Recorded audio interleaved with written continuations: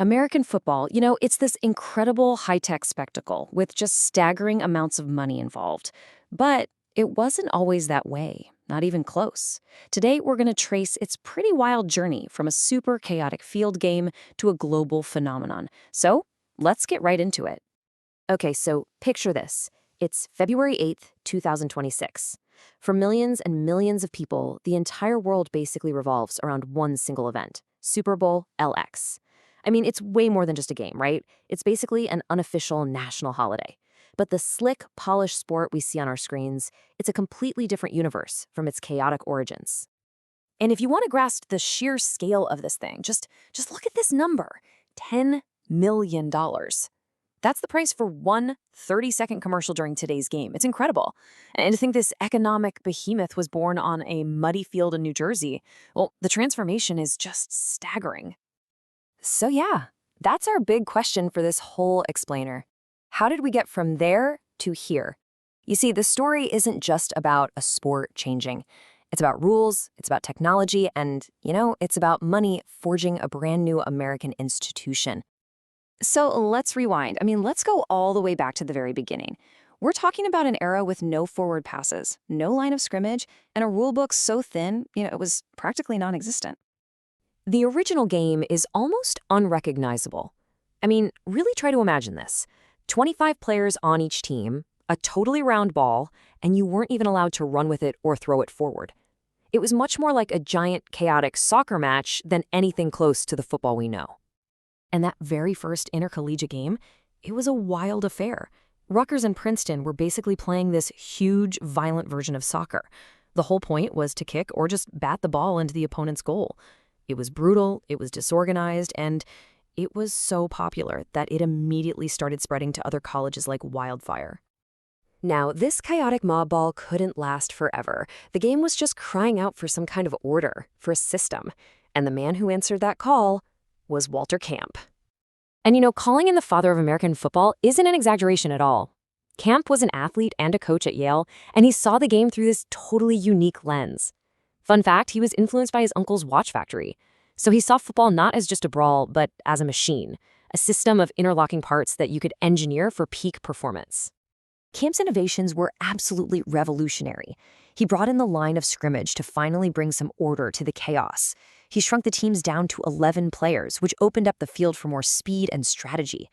But his true stroke of genius? That was the concept of downs. This one rule created the entire strategic DNA of the game as we know it. It forced teams to think in terms of incremental gains, right? Which then led directly to painting yard lines on the field. And that's what gives the gridiron its name. This wasn't rugby or soccer anymore. This was the actual birth of American football. Okay, so with the college game now having a clear identity, it was really only a matter of time before athletes started getting paid to play. This is the story of how professional football went from a sort of backroom deal to a national league. The era of pro football really began with one man, William Pudge Heffelfinger. Back in 1892, a Pittsburgh athletic club paid him what was then a staggering $500 to play in a single game. And he delivered. He scored the game's only touchdown and kicked off a whole new chapter for the sport. For years, pro football was basically the Wild West. You had players just jumping between teams for a bigger paycheck. So to try and tame this chaos, a bunch of team representatives met in a Canton, Ohio car dealership in 1920. I'm not kidding, a car dealership. And out of that very unlikely setting came the American Professional Football Association, which just 2 years later would become the National Football League. This slide right here really drives home how long this league has been around. Check this out. The Decatur Staleys from 1920 are now the Chicago Bears, and the Chicago Cardinals are today's Arizona Cardinals, two of the original teams still competing over a century later. That's just wild. So the NFL was established, but it wasn't the cultural titan we know today. Not yet. That transformation, well, it required a rival. It required a war between two leagues that would ultimately merge and create a modern sports giant. Then, in 1960, a challenger appeared, the American Football League. The AFL went head-to-head with the NFL, sparking this massive bidding war for players and a battle for fans. The rivalry was fierce, it was costly, and by 1966, both sides finally called a truce. They agreed to merge and, most importantly, create one ultimate champion. But the AFL didn't just disappear into the NFL. No way. It actually changed it for the better. The AFL was the League of Innovation. They were the ones who put names on jerseys, they brought in the two-point conversion, and they championed a more open, exciting, pass-heavy style of football. They also actively recruited incredible talent from historically black colleges, completely changing the face of the league. So that first championship game, the one we now know as the Super Bowl, was the direct result of this merger. It was the catalyst. It's what turned the NFL championship from just another title game into the massive cultural event it is today.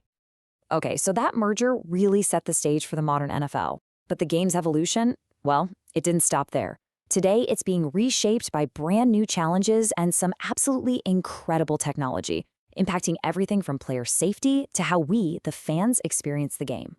Player safety, especially when it comes to head injuries, is probably the sport's biggest modern challenge.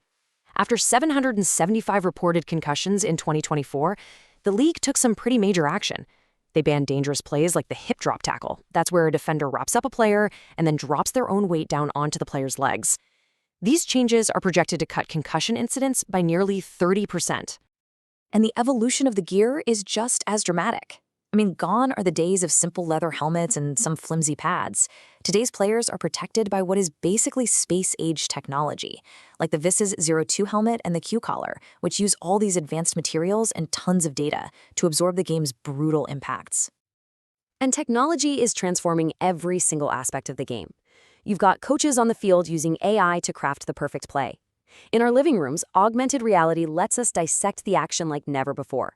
And globally, technology is the engine that's driving the NFL's expansion, with a record 9 international games this season alone. So from a violent mob game on a college field to a global, tech-infused spectacle, football's story has been one of constant, radical change. And it leaves us with one final thought.